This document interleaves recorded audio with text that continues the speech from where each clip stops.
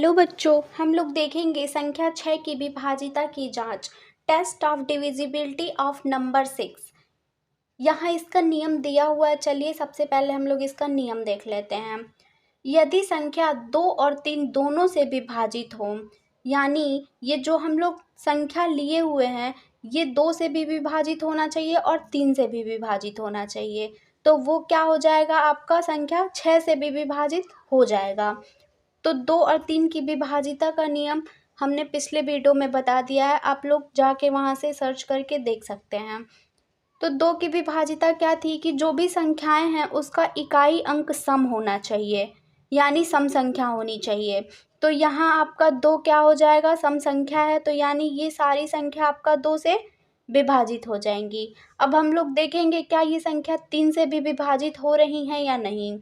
तो 3 से विभाज्यता का नियम क्या था कि ये जो सारी संख्याएं इसको आपस में जोड़ लेंगे और जो भी संख्या प्राप्त होगी उससे देखेंगे क्या वो 3 से डिवाइड यानी 3 से भाग हो रहा है कि नहीं। तो चलिए इन सबको हम लोग जोड़ लेते हैं।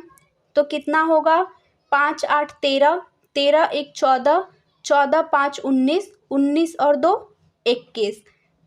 तो यहाँ 21 को देखेंगे हम लोग, ये 21 3 से पूर्णतः विभाजित हो जाएगी, क्योंकि 3 सत्ते क्या होता है, 21 होता है, यानी ये जो सारी संख्या वो 3 से भी विभाजित हो रही हैं। तो इसका मतलब यही होगा कि ये सारी संख्या आपका 6 से भी विभाजित हो जाएंगी। अब नेक्स्ट हम लोग दूसरा देख लेते हैं। यहाँ भी हम लोग देखेंगे जो इकाई का अंक है वो एक सम संख्या है, तो यानी ये 2 से विभाजित हो जाएंगी। अब इसको 3 से भी चेक कर लेते हैं क्या ये 3 से विभाजित हो रही हैं या नहीं। तो चलिए इन सबको जोड़ लेते हैं। तो कितना होगा, 7 6 13, 13 और 2 15, 15 2 17 और 17 4 21।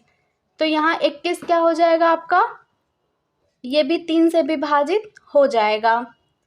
तो ये सारी संख्या आपकी दोनों क्या हुई, यानी ये दोनों 6 से भी विभाजित हो जाएंगी। यहीं पे कोई और संख्या अगर होती, यानी यहाँ 5 होता, यानी विषम संख्या होता, तो ये आपका 6 से पूर्णतः विभाजित नहीं होता, क्योंकि 6 से पूर्णतः विभाजित का नियम यही है कि वो संख्या 2 से भी विभाजित हो और वो 3 से भी विभाजित हो। अगर वीडियो पसंद आया हो तो चैनल को लाइक शेयर सब्सक्राइब करें। धन्यवाद।